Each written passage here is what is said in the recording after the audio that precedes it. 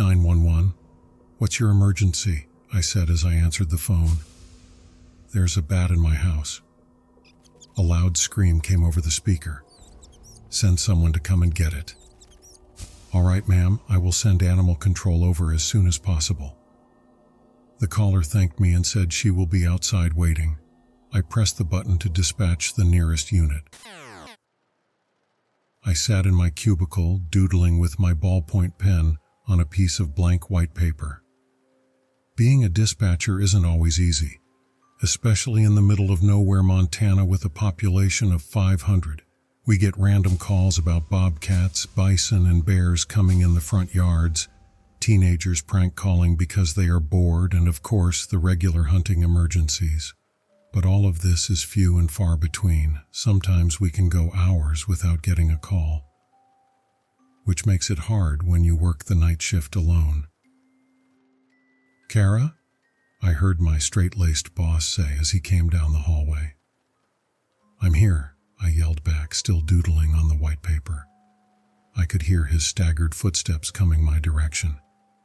Oh, hey, he said, popping his head around the corner. I'm leaving. Do you need anything before I go? I think I'm good. I held up my now cold coffee. I'll turn off the rest of the lights then. Have a great night. I heard the sound of the lights turning off down the hallway. It's those fluorescent lights that make a buzzing sound whenever you're under them. I hate when they get turned off. Everything gets so silent. Being in this building at night all by yourself, the imagination can get the best of you. I sat at my desk, looking at the 7 computer screens. On one screen, I could see exactly where the emergency responders are located at any given moment. I started memorizing the street names that in our designated area. At this time, nothing was going on. It had been a very quiet night. Taking a sip of my cold coffee, I started jotting down my grocery list for the next day. At this point, the coffee was only doing so much to keep me awake at 1 a.m. What do I need? I asked out loud. I wrote down that I needed chicken, vegetables, toilet paper, wine, multiple bottles of wine. I finished making my list, folding it into my jeans pocket. A beeping sound started coming through my headphones, meaning someone was calling in. I looked up as a name and number flashed on the screen in front of me. 911, what's your emergency? I said clearly to the person on the other line. I need help. A child's voice said. What's your name? What can I help you with? I said back to the frightened young girl. I need help. She said again. I replied, I can't help you unless you tell me what's wrong. And then the phone line went dead. Immediately dialing the number back, I waited for it to ring, but there was no dial tone and it wouldn't reconnect. I decided to call one of the responding officers to check it out. Jenkins, I need you to respond to 5689 Hickory Valley Road. There could be a possible Vic. I tried calling her back, but I got no answer, I said into my headphones.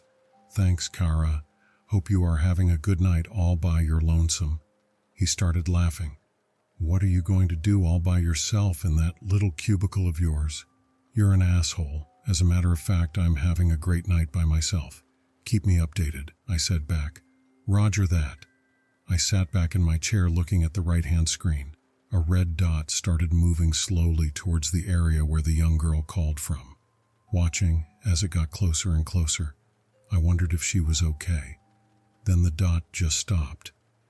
This usually means the responding officer got to the location or close to it. Our map shows streets, but it doesn't pinpoint the exact spot.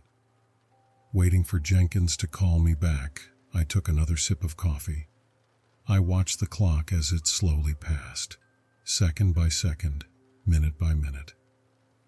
I was about to ring him back when the computers lit up. 911 dispatch. What's the exact location of your emergency? I looked up as the name and phone number flashed on the screen. This time I said the name out loud, Olivia Taylor.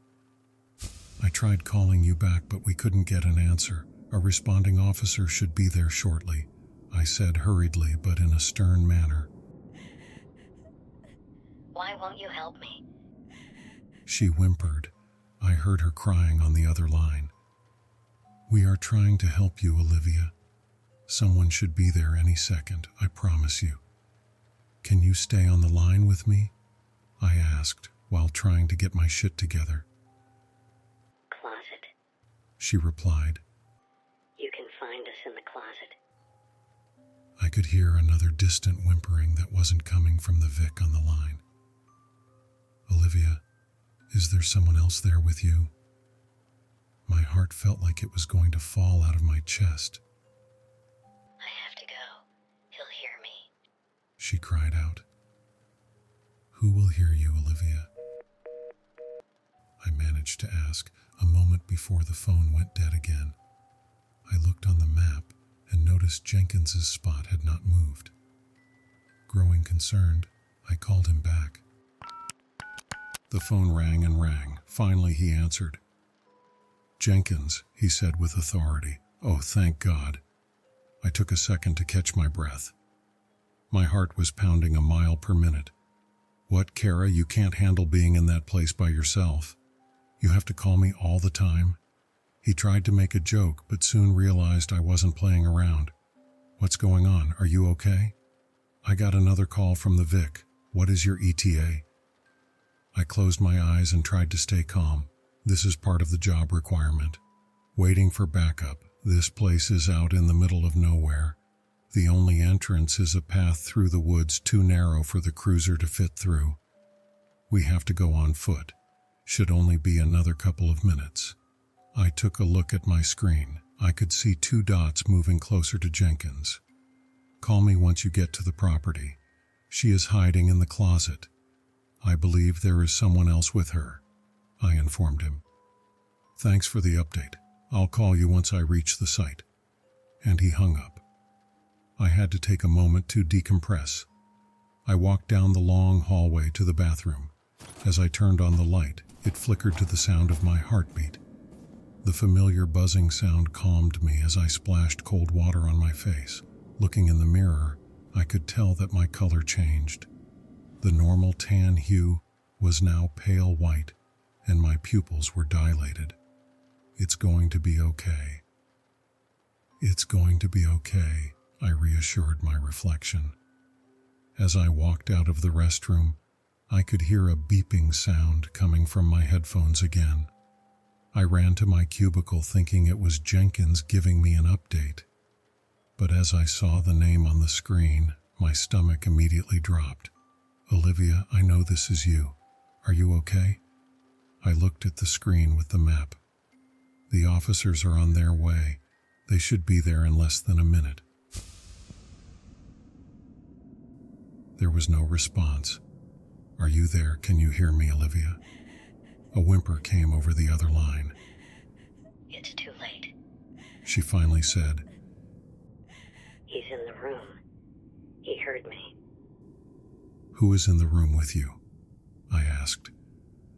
Please tell me so I can let the officers know. I took a deep breath, determined to stay calm. He has a gun.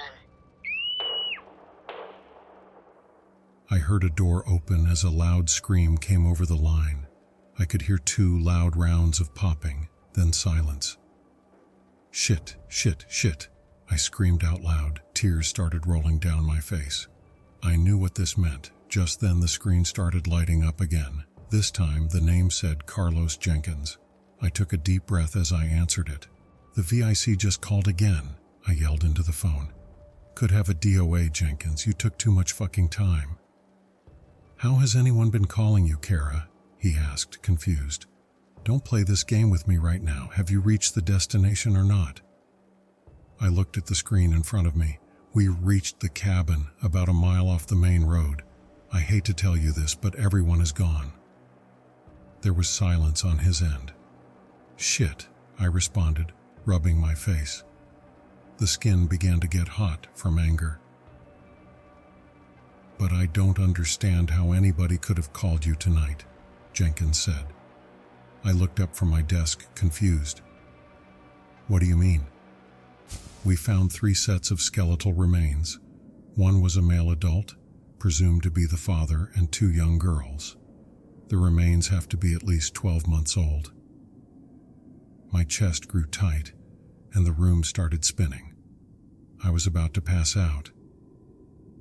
The weird thing is, Jenkins continued, we found the 2 female skeletons in the closet, but one had a cordless phone in their hand, trying to get help, I guess.